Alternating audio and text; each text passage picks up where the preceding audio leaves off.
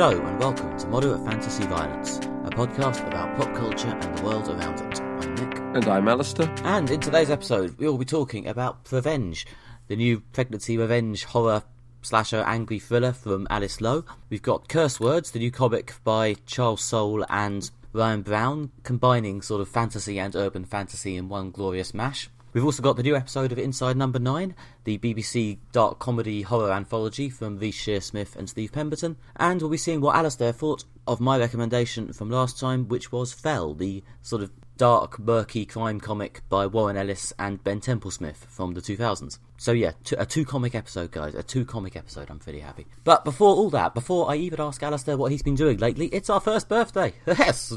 Hey, happy birthday. Yes, thank you. Happy birthday. Who are we talking to?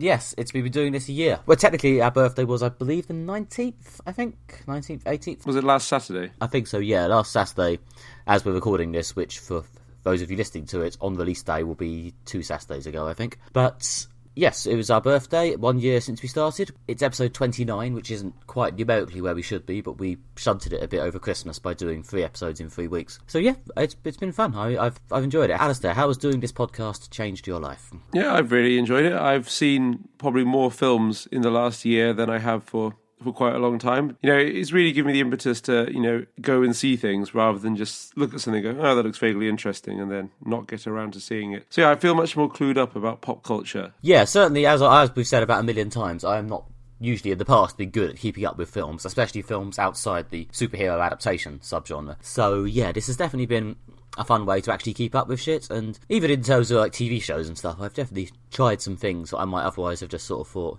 as you say, that looks interesting.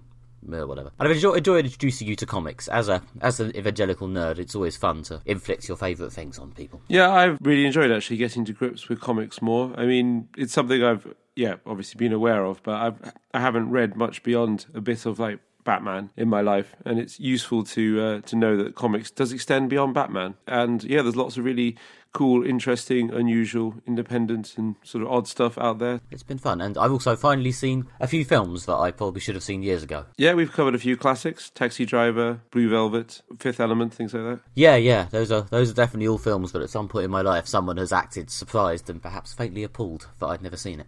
So yes, it's definitely been good for getting me involved with films and just involved in general, I think. It's been fun, and thank you to those of you out there in the community, including Julianne Bedford and Claire Rousseau, who've actually come on the podcast, and everyone who's ever tweeted us or reviewed us or said nice things to us in the pub about it. Yeah, so thanks to everyone who's been with us for the last year, listening and saying nice things, because it's made it a pleasure to do. I think we'll get on with the actual show now, because this is obviously fairly self-indulgent, but if you want to give us a nice birthday present, one last birthday point, as ever, we would love a nice iTunes review. It really does help get the show out there and encourage us to keep going for a few more years. Yeah, as I say, I think that's it. I think it's probably time to get down to our regular business, which means it's time for the immortal question. Alastair, what have you been doing, reading, watching, seeing, eating since the last episode? I've been to the cinema, surprise, surprise, and I went to see Hidden Figures, which is a film that's been heavily trailered if you've been to the cinema recently. It's a film about 3 African-American women who worked in NASA in the sort of early days of the space program. It's a really, really interesting film, really, really well made, well acted, especially the 3 principal leads,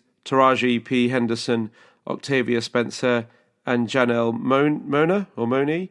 Yeah, they're really, really good in the sort of the 3 main characters. It's a really, really interesting, film about sort of America's history of racism and sexism. It's very emotional. There's a lot of sort of human drama. There's a lot of interesting stuff about the history of the space program, if you're interested in that, and I certainly am. It was, a really good evocation of the period, sort of warts and all. It really did hit across how the implicit racism of America and the sexism that these women had to deal with pretty much every day, and how they overcame that to, achieve something, really monumental. It is later tonight, on the day we record, is when the Oscars are handed out. So by the time you listen to this, you will know what the Oscars are and who's won. I hope this film picks up a few awards because it's quite good. In fact, it's very good. It's got a fair bit of competition, hasn't it? Like, even aside from the monumental La La Land, there's quite a lot of stuff out there. Yeah, there's a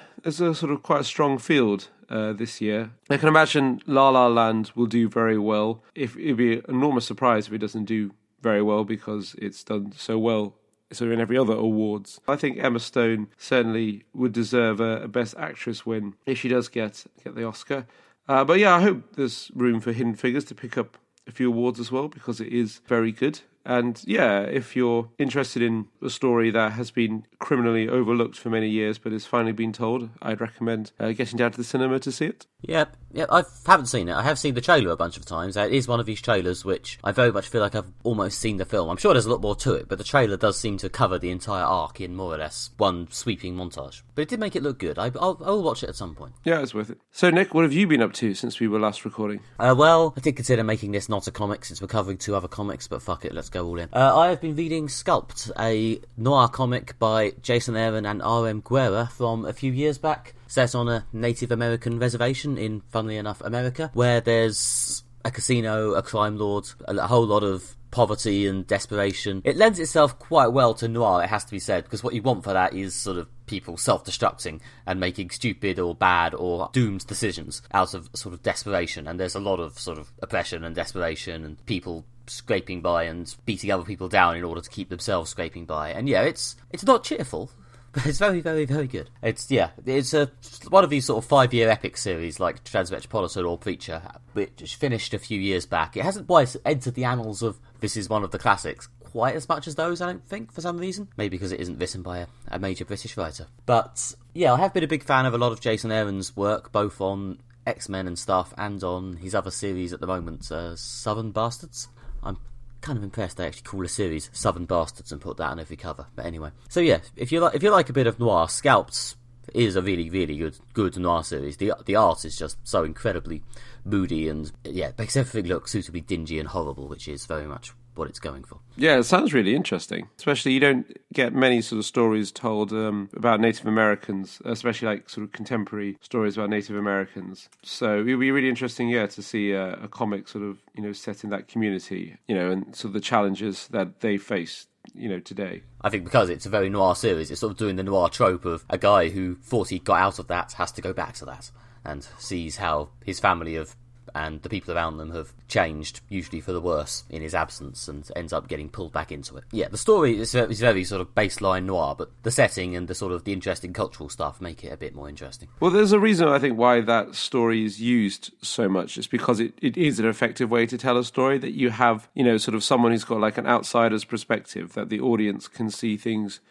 through from their perspective. Well, yeah, the outside insider, the guy who's left and therefore has this sort of outsider view, but is also, he's from there, so he just sort of gets adopted straight back into it without having to go through any we don't know you or trust you bullshit. Yeah, exactly. So it works well as a way of giving the audience an insight into a community or a sort of structure that they're not familiar with, and then, you're able to tell a story. Oh, yeah, it's a classic because it works and it's good, yeah. And there is a big twist to that sort of classic structure at the end of the first issue as well, which I don't see much point in spoiling here. But yes, it is all on Comixology. I think it's still in print in books. Yeah, Scalped by Jason Aaron and R.M. Guerra. It is a good comic. I liked it. First, this episode, we will be discussing Prevenge, a new British indie thriller written, directed and starring Alice Lowe. Ruth is 7 months pregnant when her unborn baby tells her that she needs to kill the people responsible for her husband's death. What follows is a series of bloody, revenge-based vignettes. We saw this in the cinema recently. I really liked it. I thought it was a very good, quite sort of tense and dark thriller. Nick, what did you think of it?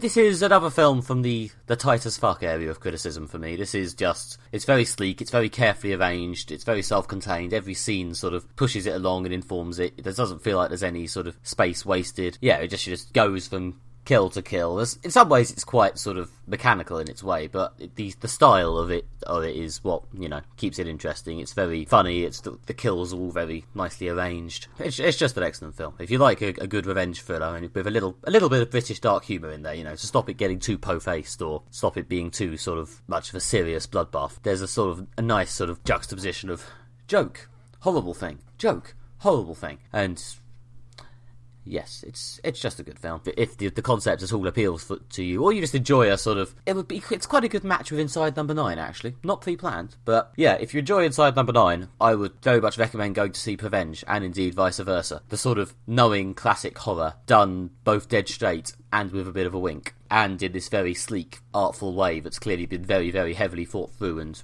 every line has a purpose. It's pretty bloody and it's pretty gory, but it's done in as you say, a very knowing way. It's quite unusual. I mean, it's not often you get. I don't think there's any film I can think of that's sort of about a pregnant woman as the protagonist, especially as the actress, writer, and director was pregnant when they made it. So I guess there's an element of cinema verite to it, although obviously it's full of quite gruesome murders. It's not necessarily. I feel like it's a bit patronising to say well done on successfully making the film, as if that makes the film actually good. But yes, the fact that she managed to write, direct, and star in it whilst pregnant is pretty impressive. Yes, and as a bonus, it's actually good as well. Yeah, but it's unusual. There's something a bit different to the average revenge thriller. I mean, there's kind of cinema is filled with revenge thrillers. One person sort of tracking down a group of people who wronged them in some way and taking them out one by one. Is pretty sure that sort of format's been around for as long as cinema. But it is interesting they managed to find like an original take on that, a way to do it sort of slightly differently. It is a very like sort of episodic film. It's like it's very much each bit is kind of self-contained about her stalking and killing one person, and it goes through the same process quite well, but you kind of you become quite familiar with it, but it's you sort of get enthralled by the process of she meets someone, sidles up to them, is nice to them, that person is sort of like is relaxed around her, and then there's a moment when it switches and you realize that she's about to murder them, and then the process kind of begins over again. And it goes through that about 6 times. It's really watchable every time. Yeah, and I think it plays with expectations during those in an interesting way, because I mean, I think there's the expectation that you've seen these films before. There's this wronged person who meets these people and she kills them, and you're not at first clear why they need to die, but you're sort of expecting this moment where you find out, oh, they may seem okay, but that's why they're terrible, or they're terrible for this specific reason, and sort of dancing around spoilers, but yeah, the way the film unsettles you a bit is because by a few murders in, you sort of start to get the feeling there isn't actually a reason. Like, it sort of wrong-foots you a bit, because a couple of the people she kills, especially early in the film, but I think it's very deliberate that, those ones are placed sort of early in the film, are kind of assholes. So you're sort of a bit more on her side when she's killing these people for what one could perhaps describe as very little reason. Because by lucky coincidence, they're twats. It's interesting the way it's structured, because you don't know why she's killing these people at first, and there's very little connection between them. You know that they've done something to her collectively, because that's kind of the basic point of a revenge thriller, but they're not criminals or gangsters or anything like that, so it's not like they're all involved in committing the same crime. They're kind of, and all the people she's killing are very different to each other, and it takes you a while to like, what are these people all got in common, and how does it relate to this woman who's killing them? And then I won't spoil it, but then there's a revelation that does kind of tie it all together. It's quite a nicely played revelation in terms of how it's teased out as well, in that it sort of slowly unfurls as the scenes go along. You sort of slowly dawns on you how they're all connected, and you sort of another way which this is a very good, tight, a thinking person's film. He says, like an arsehole. In that it doesn't at any point sit you down and put its hand on your shoulder and say, "And now, young Nick, here's the point." It's sort of the point sort of gently teased out. You sort of realise, oh, that's how they're all connected. Well, I'm going to feel really smug in a few minutes when the film tells me, and I already knew. And the film never tells you. It just sort of assumes you've been intelligent enough to work it out. And maybe I've just seen too many superhero films, but it's good. It makes it feel like an intelligent product. Well done, film. Yeah, it's good. And I think you were saying that, like, because the first few characters are quite unpleasant, especially the DJ guy who is just he's just a bit sleazy. Yeah, he'd be obnoxious if he was like 22. It seems much more awful that he's like in his 40s. There's a really horribly, awkwardly embarrassing like cab ride in which he like takes off his 70s wig to vomit in it at one point. That is just hilarious and awful and tense. Yeah, that's another way of sort of the Britishness of the crapness. It's sort of, I feel like if this had been an American film, it would be, I don't know, they'd all be weird, sort of weirdly gorgeous people who you were just being told were failures, or it would be like a strung out guy in a vest on meth. Yeah. But it's sort of British crapness, where it's just sort of this slightly leery middle-aged bald bloke vomiting in a wig. And again, it's funny, and it's it just feels realistic, which makes it both more relatable and slightly more horrific when the horrific things eventually happen. And funny, it's just funny. Yeah, but you kind of really root for the main character, even though she's doing like really, really awfully, horribly violent, things. But you do really root for her because of how awful the people she's killing are. Well, yeah, as I say, that's one of the reasons why I think they've quite artfully arranged the kills, so you're on the main character's side to an extent, and then you can start feeling uncomfortable about it when you realise that even though it's structured like a revenge thriller and therefore you just assume there's a good reason, oh shit, maybe there isn't. Maybe she's actually just going around killing people. Yeah. Again, it's sort of expectations. You sort of sit there going, gosh, I'm totally watching a film that's a bit like Taken. And then you realise it's actually kind of horrific and crazy, and the surreal talking fetus stuff really kicks in, which again is very funny and very creepy in quite a good way. That was a bit inside number 9, I think. It was like, weirdly funny. Like there's lots of like slightly odd, ridiculous bits as well as sort of gruesome bits. And like the bits when she talks to her unborn fetus who's telling her to do these killings is very funny. And there's something that's kind of weird about the whole thing, in that someone's having like a fetus telling them basically to kill people, and the fetus is like really, really like awful and emotionally manipulative and saying things like, no one will ever love you, or like he, meaning the husband who's dead, he's the only one who ever loved you, and really like kind of pressing her buttons and making her kill people. And it's kind of really darkly funny and in the sort of very over the top sort of ridiculous ways. Yeah. In terms of, you were saying there weren't many films like it. Part of me wanted to compare it to the Cornetto trilogy, but then I thought, is that actually just because it's British and kind of funny? Is that actually quite a thin comparison? I mean, it's not as reference heavy as the Cornetto trilogy, certainly. I think it might just be because it's British and funny, and kind of playing with genre expectations, I guess. It's definitely in the history of sort of low budget British sort of crime or revenge thrillers and things like that. Like, a lot of them have, again, that kind of wry British sense of humour that this film has. I'm thinking of films like 44-Inch Chest, which is more of a gangster film, but is a kind of, low-budget crime-based film, which is quite funny as well.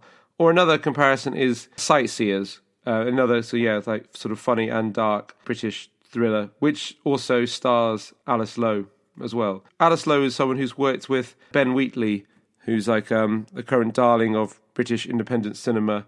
We covered in the last year his film High Rise, which is very good. He's made quite a few films, including Free Fire, which is coming out soon, which looks really, really good. Alice Lowe is a sort of regular contributor to his films, and there's a few people from that circle in this film. So if you're a fan of Ben Wheatley and associated films, you'll see some regular contributors. Also a bit like Dead Man's Shoes in a way, or it's more of a sort of overt comedy, I guess, or there is more overt comedy than there is in Dead Man's Shoes, but it's not dissimilar. Yeah, Dead Man's Shoes is another really apt comparison in that, it's a like low budget British sort of crime thriller, especially in the sense that like this film is very low budget, very British. Both this film and Dead Man's Shoes, there's something just incredibly British about them. Like, as you were saying, that like if it was an American film, they'd either all be kind of like top flight, sort of high-powered people, or they would be kind of admittedly awful people or low lives or whatever. But in this, it's all kind of very British sort of. They're just a bit crap, aren't they?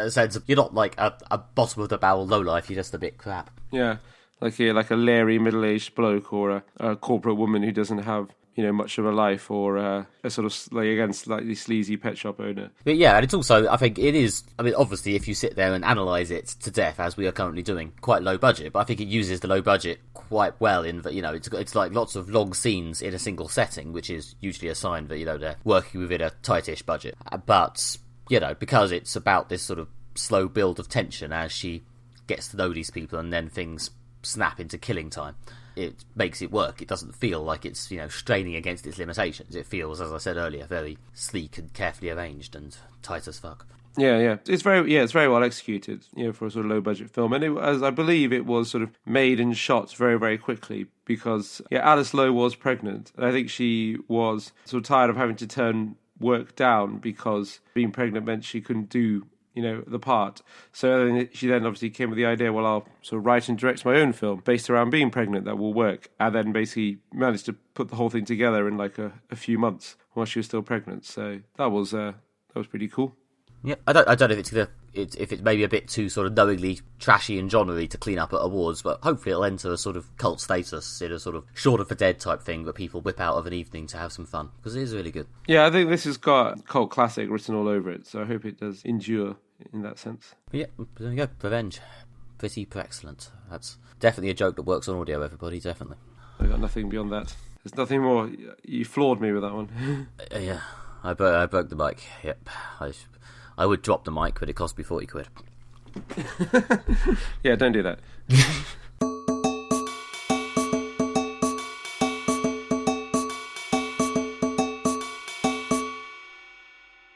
Okay, next up, the second of the 3 comics we're apparently discussing today. It's Curse Words, the new series published by Image Comics. This is about a wizard called Wizard. Yes, Wizard. No relation to the Zords of Power Rangers fame. Who is, as far as we know at this stage, we've read the first 2 issues. As far as we know, Wizard is an evil wizard from a fantasy realm who travels to our world on an assignment to basically destroy it for power, as far as we can tell. Again, we're at a stage where the story is still unravelling, but that seems to be the gist of it. He's been sent there by his Dark Lord to destroy our world for power, and has decided, as people often do for some reason when they come here, that he actually quite likes it, or at least that it's preferable to living in this sort of medieval-ish fantasy world where everyone is either master or slave or like just utter peasant, so decides to just sort of stay here, and inevitably his Dark Lord does not take well to it, so yes, conflict ensues. And then there's also the issue that Wizard might be just quite a bad person. He does already, over the course of 2 issues, he's already done some ethically questionable things in order to keep on staying here like he wants to. So yes, we've read the first 2 issues of Curse Words. This is, I think, quite a big new launch from Image. I've seen quite a lot of buzz, so I thought it might be fun to cover it. Alastair, what did you think? Yeah, it was a very strong opening. Began with the first 2 issues, and I was hooked into the story. Yeah, it's got good main character. You get quite a lot of Wizard in the first 2 issues. You kind of get to know him, and he's like an engaging character that you want to spend time with and find out about. I mean, it's quite interesting in that, because he sort of becomes sort of famous by using magic, because he can do literal magic. There's a quite good bit when there's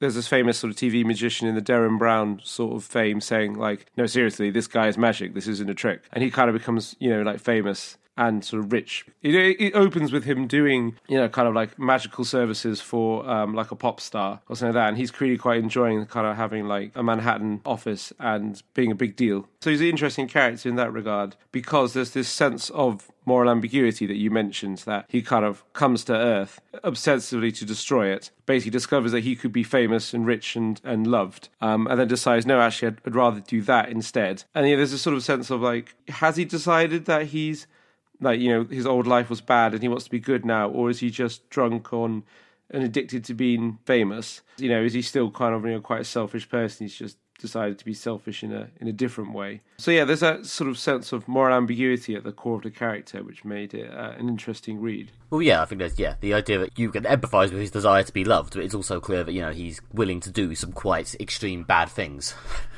or at least questionable things, in order to keep being loved, which makes it hard to go all in rooting for him, which plays nicely off the sort of playful tone of the comic, because this isn't, unlike Scalped or in fact Fell, which we'll be discussing later, this isn't dark, moody comics. This is big, poppy, high concept stuff with big, solid, chunky art, which just looks lovely and expressive, and it's just fun to read. It's just sort of zippily graphic designs. There's some fun lettering tricks, which I quite enjoyed, like the massive title pages for each issue, or there's a bit at the start of issue 2 where there are some people that he's shrunk for various plot-related reasons, and it sort of zooms slowly out from them, and you can see the speech bubbles of the conversation he's having over the top of them, and the speech bubbles look massive compared to their heads, and it's just quite a fun little use of the form. It's just all this sort of playfulness. It feels like a very playful, fun comic. Yeah, it's very bright, it's very colourful, it's, like you say, it's very expressive. This is something that in some ways doesn't take itself too seriously. It's not trying to be dark or gritty or anything like that.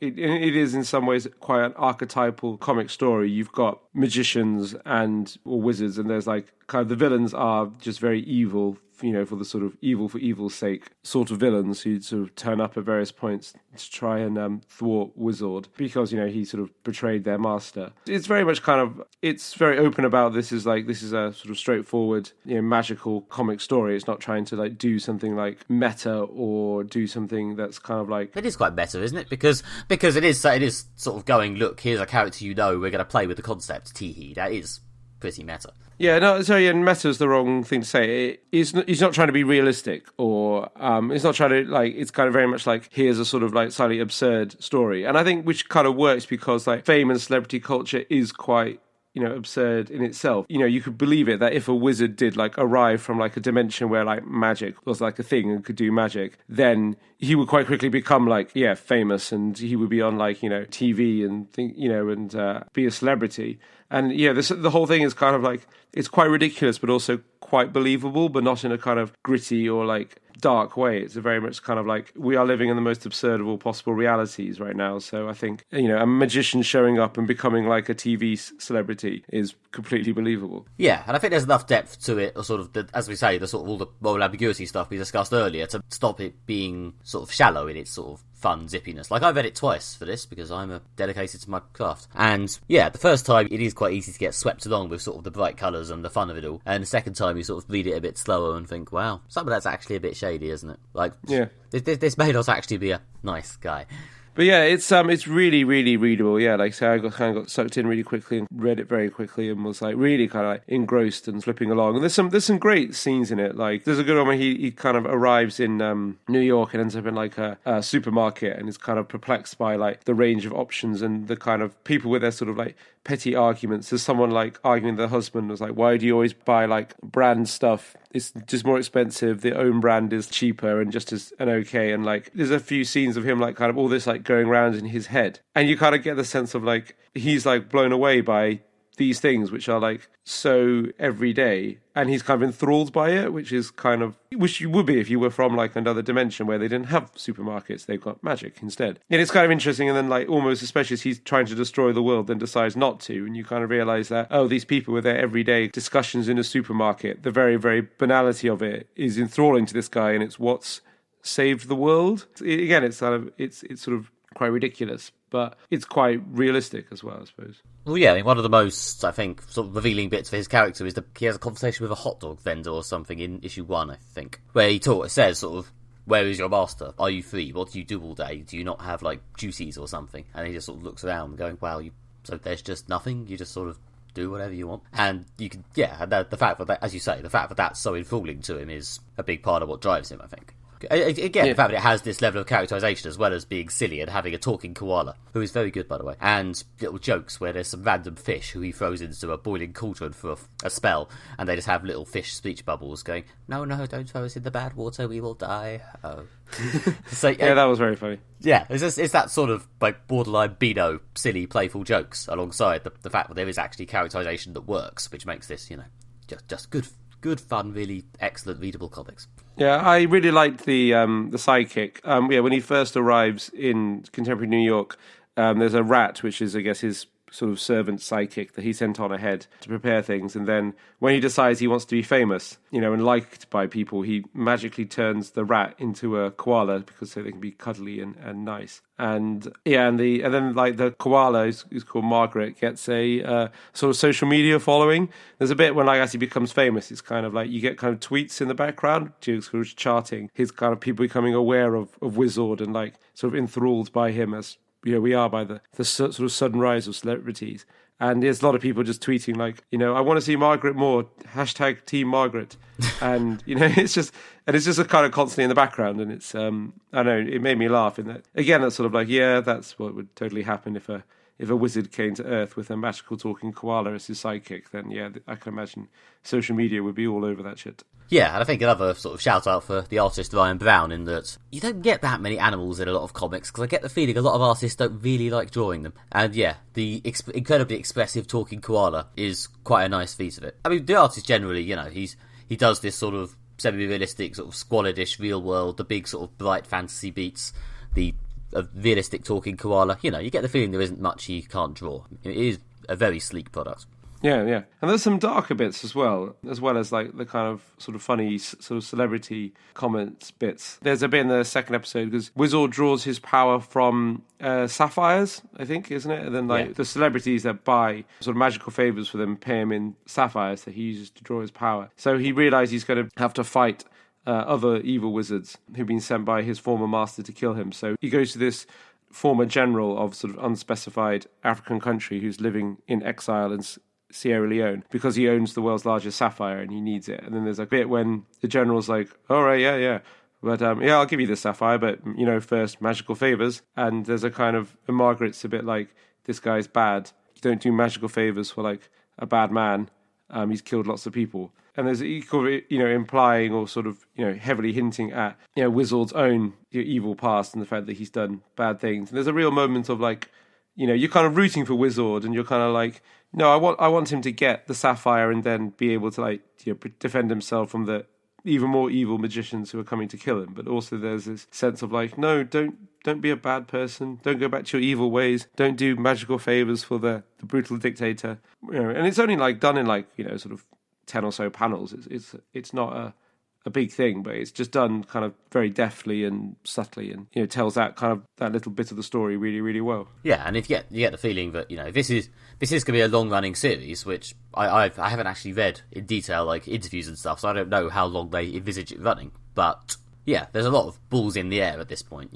So things like the relationship between Wizard and Margaret, with what Wizard's willing to do and what Margaret thinks he should do. I imagine that'll, become more complicated as the series goes on. Yeah, certainly. And there's a lot of elements. Also, we can dig more into Wizard's character, his past. It's hinted that, like, he's got an ex-lover girlfriend who's, like, one of the evil wizards who may be coming to kill him. He's obviously got a past which could be sort of explored over time. There's a really good, we probably shouldn't spoil it, but there's a big dramatic ending to the second issue, with, kind of implications for the further plot. And it'll be interesting to see where that goes and, develop that plot line. So yeah, there's, like I say, there's a lot of balls in the air, and I can imagine there's a lot more interesting story to tell here. So it'll be interesting to see where it goes. Yeah, no, I'm definitely going to, I think, keep reading. I'm not sure if I'm going to pick it up monthly or give it a few months, wait for them to finish the first storyline, then read, like, the first 6 or so issues in a big swoop. But I think I'll definitely be back in some form. Yeah, the art is lovely. It's really easy to read, and it's just beautiful to look at. Yeah, I'd be interested to see where this one goes. Yeah, I mean, yeah, I'm sort of curious if there's going to be like a big emotional hook or twist or really major moment at the end of the first storyline. I think that's the one thing it still needs to push this from this is quite fun to this is fucking amazing. Really drag me in with some big emotional kick, so I'm actually like fully emotionally invested as well as just reading it going, this is fun. So yeah, I'm hoping if I can just pull that off at the end of the first storyline or something, that'll very much finish off the package for me. So we are going inside number 9. Number 9? Number 9? Number 9? What are you doing? It's number 9. Revolution number 9. Is this another film I haven't seen? It's Beatles song. Yeah, there's a White Album. On the second half of the album, there's a song called Revolution 9, which is a sound collage made by John Lennon and Yoko Ono. And like the biggest bit of it is like this voice. It just goes. It was from a recording of an oral exam in schools, I think. But it's basically this voice just goes number 9, number 9, number 9, like over and over. So. I'm afraid the Beatles are one of the many classic cultural things I have zero awareness of, but it's good trivia. Anyway, right, bonus. So, Alastair explains pop culture trivia. Excessive fantasy violence, number 9. Yeah. Yes.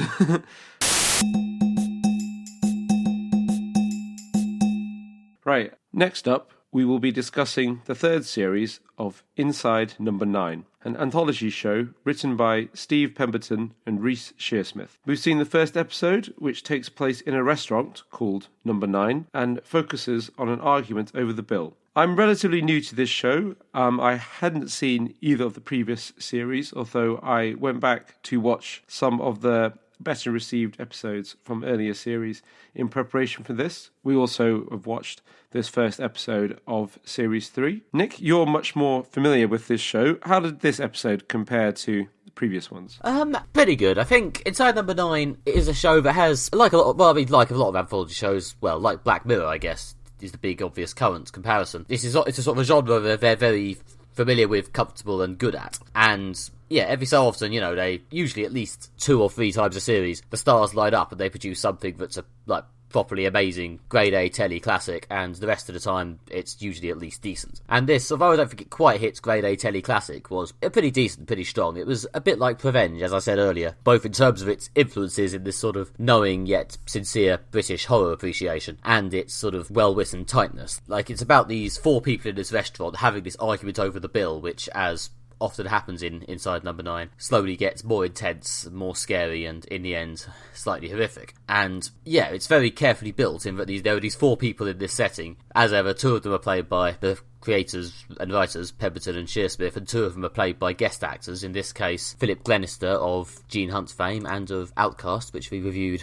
last year, and Jason Watkins, who is perhaps not as big a name as Philip Glenister, but is a guy who has been in a lot of stuff and is usually very good. He's played a lot of sort of both bumbling nice guy parts, and on Being Human he was a properly scary villain as well. So yeah, these are all like really good actors, and it's a nice sort of slow build conversation, like the sort of the simmering tension, the way that, because this is always quite artfully constructed, the way that little things that I mentioned earlier, will sort of come back later, and the way that the tension between them starts off as these little digs at one person for, being a bit stingy, or another one for being an egomaniac, or the other one for being rich or being from the south or whatever.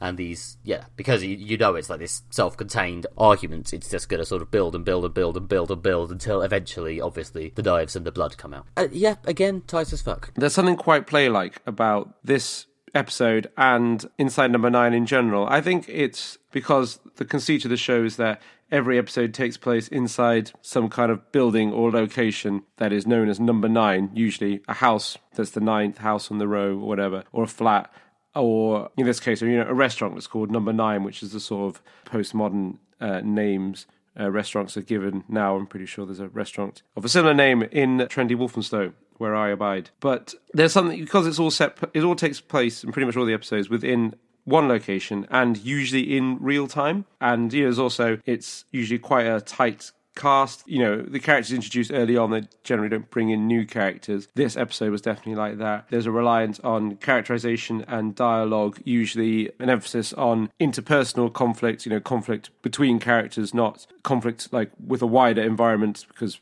it's all set in one place, is no wider environment, and there's not much internal conflict with characters. So it's very much, I think, in a more theatrical tradition, this show. And also there's kind of this sort of theatrical conceit, which is that like it kind of escalates past the point of kind of what would happen in reality. I mean, in interesting comparison, I went to see Art, which is currently at the Old Vic in London, and it's very, very good. Starring Rufus Sewell of Man in the High Castle fame and Abraham Lincoln, Vampire Hunter, strangely enough. Yeah, that's like, again, it's a similar thing. It takes place in real time in one place. It's mainly character-based, and it's about these friends and they argue, just as this is about these friends and they're arguing over a bill. There kind of reaches a point where in reality, you would kind of like, okay, the argument would stop and someone would give in at this point. Even if they weren't happy, there'd be a kind of sort of consensus, or at least sort of détente would be reached. But within the kind of the confines of the theatrical story, no one ever backs down. Also, to give the Inside Number 9 guys their credit, it's not just sort of theatrical heightened weirdness that gets you to this point. There is an in-story reason why it's got to this slightly over-the-top level of intensity rather than just petering out. It's being, again, dancing gleefully around the edge of the spoiler pit, but it is being intentionally pushed harder by an external force. Yeah, there's a reason. There's a reason which you find out later. But even in the moment, well, obviously, when I wasn't aware of that, even though it wasn't until later I realised it was all fairly ridiculous, because in the moment I was just completely captivated, and I was really kind of like, almost to the point of like, I've got the cushion in front of my face. It's like, I can't watch. This is so tense and awful, but also I can't look away. It's like, it's got that moment, that kind of car crash moment of like, I'm just completely gripped, which was really, really good. Yeah, it's one of these things as well where a good bit of writing sort of asks, then answers its own criticisms. Like, kind of similar-ish to what I was saying earlier about Prevenge. The smug critical viewer might be sitting on his sofa thinking, as that bit starts, this is very tense and very good, but also kind of over the top and unrealistic. It seems odd that the argument would go this way, and then, of course, this sort of open question you've got in your head is then answered by the plot, which is good, I think. The fact that it works on that sort of clever meta level as well. Yeah. Yeah. I once read somewhere in a book about writing that, like, well-executed tension is kind of like an arms race. Each side of the conflict will kind of like amass more and more and more, and it will just kind of grow exponentially. And, this is a perfect example of this, how it starts with a very simple kind of like, so I'll pay this bill for you, and it's like, no, I will pay this bill for you. And it kind of, builds to the point of like, there's knives and nasty business going on. At that point, it's very well executed. Oh yeah, exactly, and because it's being sort of this built as a self-contained unit. When one character makes a sort of slightly jokey, matey reference to another character being poor or whatever, it's going to become some sort of, when it inevitably breaks down into an argument. The fact that this guy's a bit stingy is going to become a massive point of contention. I think it just moves through it well. I mean, when you're first watching it, you do get the sort of, is this some sort of really awful portrait of, I don't know, masculinity, I guess? These four men just arguing at each other with these weird levels of ego about who has to pay the bill to prove they've got the biggest dick. And in some ways, the eventual twist kind of undercuts that, but it is kind of entertaining. It does give you something to, again, hang your interest on while you're watching this sort of argument unfurl. Yeah, it's the sort of thing you could believe sort of happening. Yeah, so it begins as very believable, people arguing, and then, like, it's a good sort of portrait of how men interact, in that there's a bit of joking around, it's all matey, then someone takes it a bit too far and like feelings are hurt, but you can't admit feelings are hurt, and there's sort of a bit of sort of low-level sulking going on. And it's very much like a play in that it's sort of a study of characters and how they interact, and it's tight and focused on human interactions. It's the only source of conflict in this, and there's no no character has like a personal revelation, and there's like no like external thing they have to contend with. It's just characters going at each other, but it's good because of the quality of the writing and the quality of the acting. Especially Philip Glenister, a man I really like because huge fan of Life on Mars, excellent TV show. Yeah, and I thought it's good to see him back on TV, or back on British TV again, and I thought he was really, really good in this episode. Yeah, well, Pemberton and Shearsmith, obviously, how you watched, what are we on now? 13, 14, I think, episodes of this. Yeah, they are. They are very good at playing within their range. But yeah, it's always good to get the guest characters in there to mix things up a bit. Yeah, they've got their thing down pat. I mean, I don't know, playing within their range may possibly sounded a bit like a sort of damning with faint praise. They both do have a massive range. Like, I've seen like Steve Pemberton play both sort of these sort of big obnoxious blowhards like he's playing here, and all the way down to these sort of quite demure house husbands. And I've seen V. Shearsmith extend through a similar range as well. He's been a lot. I've seen him play friendly everymen and incredibly creepy mad scientists or whatever.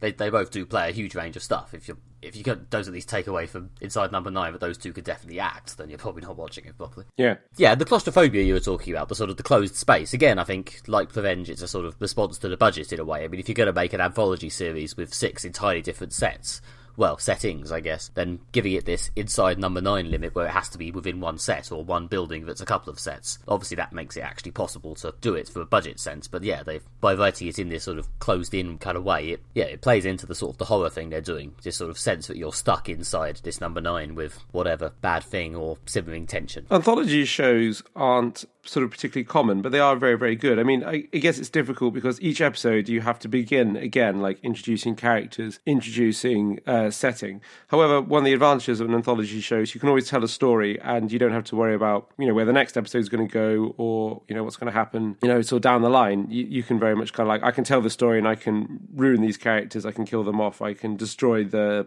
premise, because as long as I execute this one story. Like Black Mirror is obviously sets the bar even higher, because being science fiction, it's not just setting and character they have to introduce, but like a whole world usually in each. That's obviously the obvious comparison. But I think there's some other good ones. I think Twilight Zone is another anthology show, a classic. Well, there's something Doctor Who, I think, is a bit. Obviously, you've got the running character, and since they brought it back in 2005, arc plots. But especially classic Who, but modern Who as well, is sort of anthology-ish in that most episodes have like standalone characters and plot that aren't really returned to. Yeah, it is one of the few things that Britain seems to do more than America in TV terms, and I don't know whether it's that we do it better or just that we do it and they at least currently don't. I mean, the aforementioned Twilight Zone was American, wasn't it? Yes. And yes. But things like Inside Number 9, Black Mirror, or as you say, to an extent, Doctor Who. American shows, not many American shows have been their format to that extent. I mean, unless you make the point that Black Mirror is now a sort of kind of American show, or it's at least half and half. But yeah, it is something that Yeah, I mean, I guess you need a certain level of talent and ideas to do it, but when it's done well, it's very good. I mean, TV, ongoing series, I guess, do get this sort of perpetual second act problem. I think I'm quoting the comics writer Cy Spurrier there, possibly. Wherein, the beginning of the story lasts a few episodes, the end of the story lasts a few episodes, and the middle lasts 1,000 years. Yeah, you tread water. Yeah, I mean, obviously, good shows, it doesn't feel like it's treading water. It feels like it's moving further along with every episode or series. The Breaking Bads of this world actually feel like each season is a distinct stage where the plot has moved on to. But still, a lot of it is just, here is your situation, now sit in it until we end it in 5 or 7 years' time. So it is refreshing to have things like this and Black Mirror, which don't do that at all. Which is, and I think the reason why anthology shows aren't done, I think, is because they are more difficult. Like, people like to have plot and character. They pretty like to get sucked into an arc plot and have a character they're invested in. I mean, if you talk about all your favourite shows, everything from The Simpsons to Breaking Bad, what's hooked you in? Oh, there's a character I really like that I'm going to spend a lot of time with. Even as we were saying before, like curse words, Wizard is a good character and I want to spend time with him. So those characters are hard to build up and hard to create those emotional investments. But when you have them, they're really, really valuable, and they're like the most valuable currency in storytelling. So I can see why people want to create that and then run with it. And to say, like, actually, we're going to try and do that every single week and then destroy that relationship at the end of the episode and start again, people think like, why bother? Like, just create characters people like and get things sucked in. But, I think there's a different art to doing this, and it can be done well when you're not constrained by, as you said, like, the second act problem, or just constrained by having to worry about what you're going to write about tomorrow or, 3 series down the line with these characters. You can just tell the story, get in, boom, tell the story, get out. Well, yeah, and it's one of the reasons why it's always particularly impressive when it's done well, because if you haven't got characters to hang it on, then the only real hook for these shows is quality. Ultimately, if the stories are bad, then no one's going to keep coming back anyway to see what happens to their favourite characters. It's like if Inside Number 9 puts out a couple of bad series, which they haven't yet done, there's the occasional slightly bleh episode, but for the most part it's pretty good. Yeah, then that's it. The show has failed. There's nothing to bring you back except for the quality. So keeping up the quality, which they've mostly managed, is, pretty important, and it makes it all the more impressive when one of them actually succeeds. Yeah, you're completely right. I mean, that's why something like Black Mirror, the criticism it's continually dogged by is people go, it's a bit hit and miss. It's always like, I like these 3 episodes and I didn't like, these 3 episodes. And it's not, I don't think that's a reflection on the show. That's just inevitable. That's what will happen with an anthology show. Each episode is going to be quite different. So there's always going to be elements of people going, I did like these episodes and I did like these episodes, because it's not like a show like Breaking Bad when you can be like, I really like these characters in this situation, I want to run with it. Or people are like, I don't like it and I'm not going to watch it. But if you do the anthology show, then you will have, like you say, even if the quality of the writing is very high, as it is with Inside Number 9 and Black Mirror, you'll be just perpetually dogged by people basically kind of saying, some of it I liked, some of it I didn't. It's just the nature of the beast. Yes. Plus, we are in the age of, hardcore TV, pop culture enthusiasts. People just like listing shit. But a whole anthology show where each episode is separate just means give you a chance to rank them. Which I'm not going to do, because A, I can't remember every episode off the top of my head, and B, it would be an incredibly boring listening experience for everyone who hasn't seen Inside Number 9, which, since it's quite culty, is probably most people listening. But, yeah, for what it's worth, it's a very good show, and if it is on a streaming service in your country, or if you have access to the DVDs, I would at least recommend cracking them out and watching some of the really, really excellent episodes. There's the famous Silence episode in Series 1, yes, which I've forgotten the name of. I think it's the second one. It's Quiet Night In. Quiet Night In. The first one is called Sardines, I think, the very first episode ever. That's excellent. And there's the 12 Days of Christine from Series 2, which is, like, heartbreaking in a very not Inside Number 9 way, but it's very good. And there's also one about witch trials, which was quite fun in a cheesy horror way. I mean, they're all, most of them are pretty good. Those are the few where I really thought, fuck me, that was amazing. I really liked the silent one. I thought that was really, really good. Do a whole episode, pretty much no dialogue in it, and, tell, was quite a complex story, but yeah, entirely through, gestures and stuff. I mean, yeah, as I say, they seem to have got their their quality down, and their reputation and their success. They've been renewed for Series 4 before Series 3 even aired, which is pretty impressive. So I think it's nice to see it becoming sort of an institution and an established thing, and not having to scrabble for ratings. So yeah, a deserved success Inside Number 9. The series is still running on, I imagine if you're in the UK, the first episode's still on iPlayer. When you listen to this, I think there'll be 2 episodes up online. Do go and watch, and we may give you our thoughts in the future about at some point what we thought of the rest of the show. Yes, I'm interested to see if there'll be any major holy shit classics in this run. I'm hopeful for at least one. There's usually at least one. Okay, and lastly today we are talking about Fell, my recommendation from the previous episode, which is a dark, murky crime comic by Warren Ellis and Ben Templesmith. Again, published by Image Comics, like Curse Words is. This was published originally in the 2000s. It ran for 9 issues, I think, having double-checked my research, but only the first 8 are in the collection we're reviewing, which is Fell Volume 1, Feral City. And yes, this is about Richard Fell, a policeman who is moved to Snowtown, a sort of dank area with a strange undercurrent of the occult, because of an unspecified bad thing he did in his old placement. And yes, this series, it's famous for being good. It's also, unfortunately, famous for just sort of stopping after Warren Ellis apparently lost the next few scripts in a computer crash, which is odd, but, you know, it's a shame anyway, because it's a very good comic. But yes, we read the first volume. Alastair, what did you think of Fell? Yeah, it was really good. It was dark. Yeah, it's emphasis on the dark, sort of noir. Like, the way it's drawn is murky. Murky is the word I'd use to describe the way it looks. Its palette is quite muted, and it's got this sort of grim sort of darkness about the whole thing. So yeah, it just really gets that kind of noir crime atmosphere really well. The stories are quite dark. They're very gruesome. There's a lot of nasty crime stuff going down in this very rundown, crime-ridden city of Snowtown. Yeah, you got a sort of a main character who's a good cop, trying to get a small amount of justice in a bad town, which is, an engaging premise to construct stories around. Yeah, there's a lot of sort of dark and gruesome crime going on, and each story is because each issue is pretty much a self-contained story. The kind of the character is sort of advanced in each episode, but there's so far in the first 8 there doesn't seem to be much in the way of arc plot. There's a vague mystery about why the character ended up in Snowtown, but that's and you get teased at. That's the only real sense of arc plot. It's very, it's very standalone. Yeah, the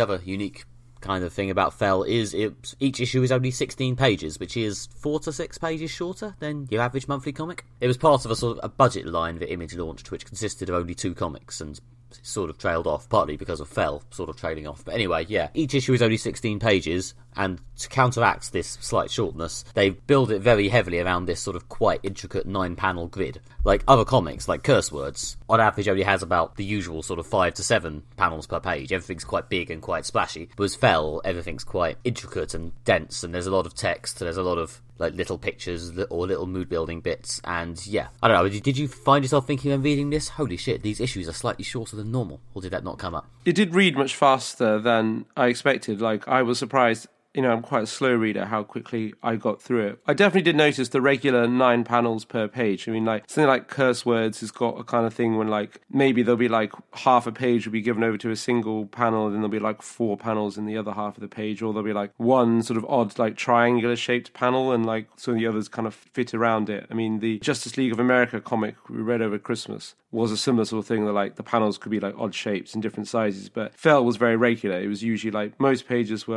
a 3x3 panel grid. Sometimes you'd get maybe 3 panels on a page if they were wider. But yeah, it was. I did pick up that it was quite, so this had a regular structure, which I kind of like. It contributed to the sort of, I don't know, the sense of the fact that every page was very regular was a sense of this character is kind of going through a procedure that's kind of looping indefinitely. He's just solving a crime, and there's always more crime. Crime's not going to stop, and he's never going to be crime. Oh, well, the crime's solved.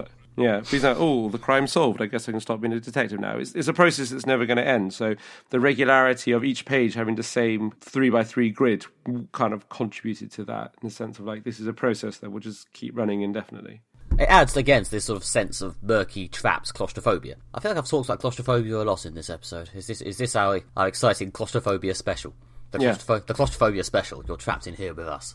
Yeah, anyway. It has definitely been a running theme. Yeah, and it adds to this sense of Snowtown as you're stuck in this weird, hellish, murky bubble. It's another reason why the fact that this didn't continue is very sad, because there is something really memorable and unsettling about this setting.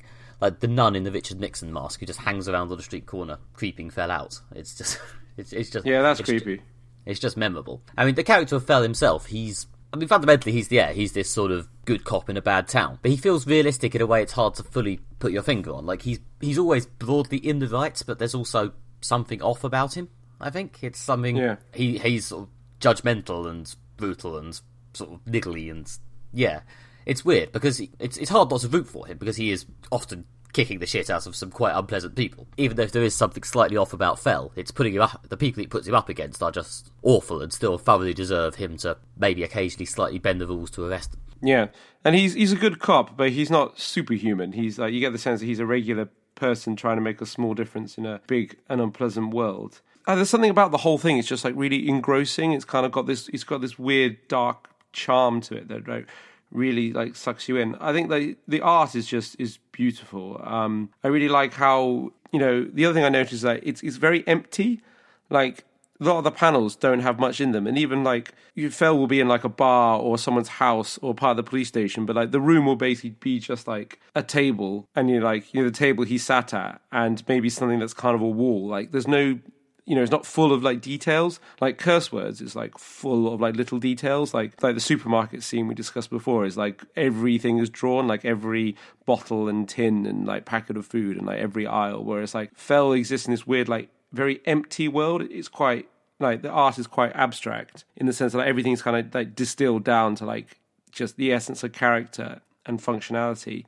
And you know, each panel is pretty much like one color. It's like usually blue. Sometimes if there's like a fight or something emotional, it's like it's sort of reddy orange, but generally it's blue or yellow or like sort of sickly green. And yeah, there's just this, the art is just enthralling. It's kind of drawn in this sort of slightly sketchy way. Like I don't know if there's a comics term for it, but like there's a sort of sketchiness to the you know, in the sense of like it looks like someone sketched with a pencil the characters, and like the whole thing is just really empty, and there's like not much detail. There's no like filing cabinets in the background or like other chairs or windows or pictures. It's like the world of Fell is like just bizarrely like empty of everything apart from like the basic stuff.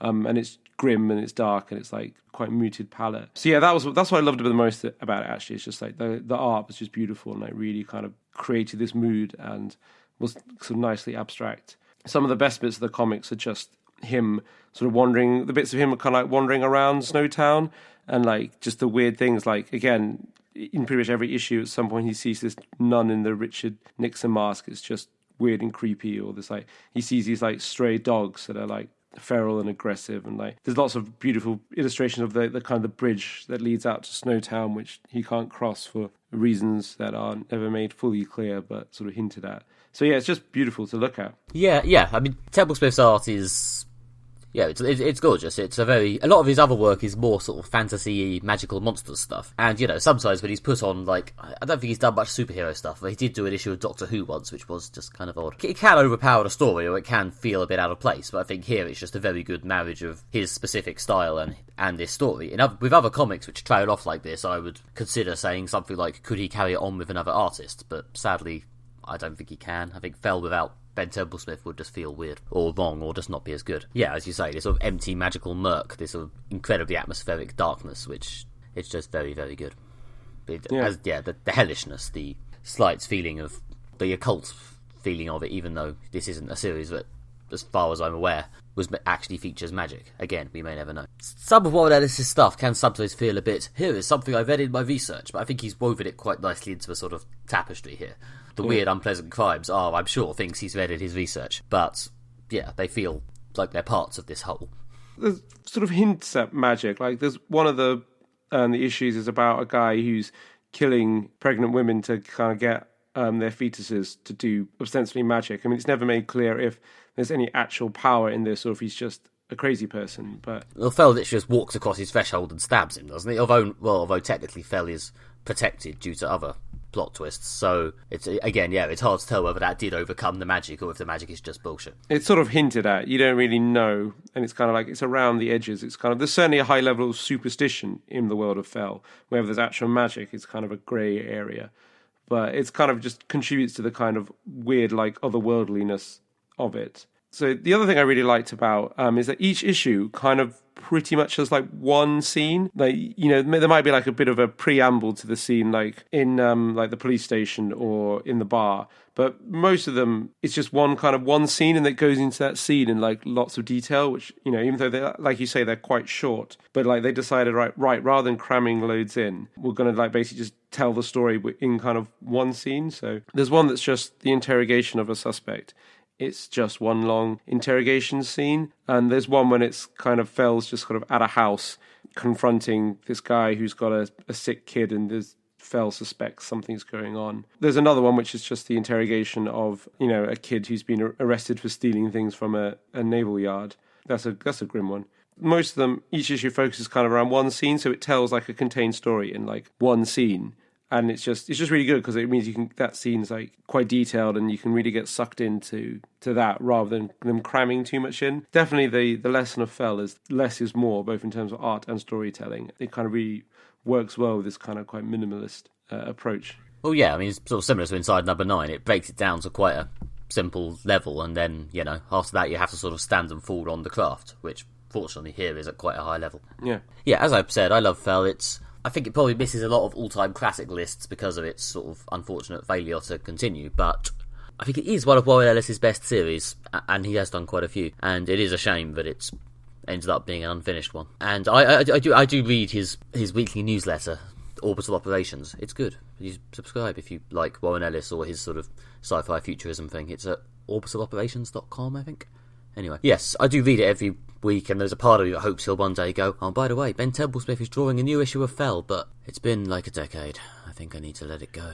I actually possibly raise a controversial opinion. I quite like that there's only 8 issues of it. I'm not saying that, not because it's bad, but there's kind of a sense of it tells you everything you need in these 8 issues. Like, you get a sense of the character, you get a sense of the setting, you're hinted at his backstory, but we don't need more details. I think it might even ruin it a bit if you find out what happened and why he's there. It's just something happened. That's all you really need to know. You've got the setting. He solves about 7 or 8 crimes throughout the course of the one book.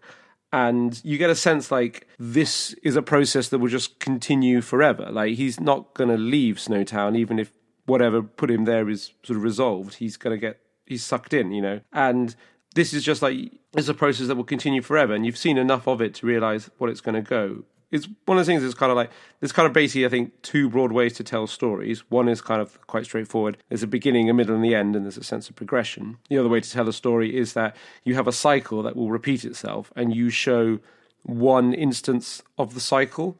Like, a really good example of this is Inside Llewellyn Davis, which is basically, this is a cycle that will continue forever. Here's a single instance of that cycle. And I think Fell is kind of in that vein, in that this is, either one sort of instance of a broad cycle or 8 times round the cycle. You don't need to know more than that. This is a process. This is what happens in this world. It will continue indefinitely. So having 8 issues is kind of all you need, really. Yeah, I know. Fortunately, by coincidence. Well, maybe because he knew it would be the last issue of that collected edition. The ending of issue 8 is quite a nice grace note for it to go out on. It annoys me that there was meant to be more and there isn't. You can read the ending of issue 8 and get a little sort of conflicted warm glow, and it is satisfying, largely for the reasons you just said. Yeah. Entirely by coincidence, yes, there is a nice ending to it. And yes, I mean, if anyone's reading this audio podcast, hi. If anyone's reading to this audio word podcast that we don't publish a transcription of, and thinking I'm saying don't bother with it because it didn't finish, no, the first collection has a beginning, middle, and end after a fashion. There are obvious plot threads that were meant to be resolved and will probably never be, but yes, as Alastair is now saying, it is a nice book in its own right, and as a good comic and as a story that is functional, I would still say definitely read this if you like your sort of murky crime comics, or if you like other Warren Ellis comics and haven't read this because it's slightly obscure or because it didn't finish, then yes, I still think this is definitely a good thing to read. Yeah, it is really good, and like the art is in kind of the mood. It's like if you like crime stuff, and I do really like crime, especially films, and it's really sort of a great slice of classic noir. It's grim, it's dark, it's gruesome. It's got the faded color palette. It's got everything there is to love about a great crime story. So, yeah, and it's just a really engrossing, well-told story. So I'd highly recommend reading it. Okay, and that was our third of 3 comics. That was Fell, and that was the episode. Alastair, what are you recommending for next time? Well, we're going to stick with the crime noir theme, but move mediums to cinema. So I'm going to recommend you Heat, directed by Michael Mann, and starring Al Pacino and Robert De Niro, which is a kind of cop and robber crime thriller from the 90s. It's incredibly slick. Again, one of my favourite films. It's kind of most noted in that it's only the second of 3 films ever to star both Al Pacino and Robert De Niro, and it was the very first time not only did they both star in a film, but they actually appeared in a scene and got to act together. So that's kind of what it's most famous for, but it is just a really great, slick crime thriller. It's got a phenomenal cast of other great people, as well as Pacino and De Niro, like, you know, people like Tom Sizemore, Danny Trejo, Natalie Portman. It's got, amazing cast. Michael Mann is a brilliant director. So yeah, we'll see what you think. Okay, I see the Robert De Niro theme returns after a short break. Yeah, there's a lot of classic De Niro films. But this is older De Niro, so it was the 90s. So you've seen young, sort of 70s De Niro. This will be kind of grey-haired, older De Niro. Was this one of his last hurrahs before he just became a full-time indulgent comedy actor? It was one of the great films from the later period. Sadly, Robert De Niro's career has not been as illustrious as it once was. But it's difficult. I think people unfairly throw shade at Robert De Niro because when you've been in, like, you know, Goodfellas, Heat, Taxi Driver, King of Comedy, and probably more other brilliant films, he's got enough great films on his CV to still be one of the best cinema actors of all time. But yeah, he has been in a lot of rubbish films recently. That is definitely true. I don't think that's his career failing, is it? I think that's just him going, well, I've had an amazing career, I've been in loads of great films, I'm just going to relax and enjoy myself now. Yeah, and also the older you get, the less good parts they are, because people write parts for young actors. But anyway, this is some vintage De Niro and Al Pacino, who's also amazing. Okay, cool. I shall watch that and report back. Okay, thank you for listening. If you've enjoyed the show, as we already said earlier, then please feel free to leave us a review on iTunes, or I believe there's also a review space on Stitcher if you listen to us on that, because it does help other people find the show, and as we said earlier, go on, it's our birthday. You can also follow us on social media. You can search for MFV Podcast on Twitter, or you can just search for Moderate Fantasy Violence on Facebook. And yeah, we post regularly on both, so please join the conversation in those places. You can also visit our website, which is moderatefantasyviolence.com. On there you can listen to previous episodes of the show, read bonus bits we've written, or listen to extra audio bits and pieces under the name of Excessive Fantasy Violence. I've been Alastair Ball. If you'd like to follow me on Twitter, I'm at Alastair JR Ball. Or if you want to read more from me, you can visit my website, which is redtrainblog.com. And I've been Nick Bryan. If you want more from me, you can go to nickbryan.com, where I blog occasionally, or you can go to @NickMB on Twitter, where I tweet much more regularly. And yet, we'll be back, we need to talk about the schedule. As you may know, if you're, in the demo that listens to this podcast, the new X-Men film, Wolverine film, Logan, is out on release day. It'll be the day before today in the UK and the day after in the US. So basically, we're due to the fact that it's quite a busy time in our lives, boring personal data, we haven't managed to tighten up the schedule to get a review into this episode. However, we would like to get our opinion out there on Logan while it's still semi-relevant rather than 2 weeks down the line. So what we're going to attempt to do, is to see Logan soon after it comes out and then put out our Logan review as a one-off self-contained special thing. Hopefully, probably only a few days, at most a week after this episode, a Logan review will also appear in your feed featuring us, and hopefully, if all our plans come off, a special guest. And then we'll be back with a regular episode in 2 weeks' time with the remaining 2 segments and a recommendation. And those segments will be L, Heat, and an unspecified third thing, which we haven't decided on yet. We will be emailing each other shortly. Okay, and that is all the Moderate Fantasy Violence. Thank you for listening. Bye. Bye.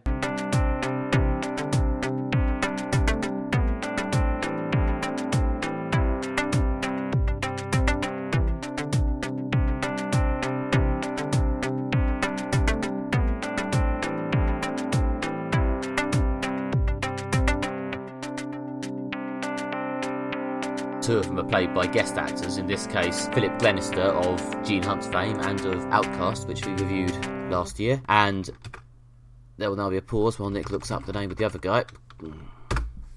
The Google search is running. The webpage is loading. Insert Crystal Maze theme music here. Fuck off. Nick has accidentally clicked the I don't have a TV license button on the iPlayer and been kicked off the website. Nick has clicked the credits button. That's a moment of truth. I do have a TV license. It's fine. Oh, you do? Nick has found the name. And Jason Watkins, who is perhaps not as big a name as Philip.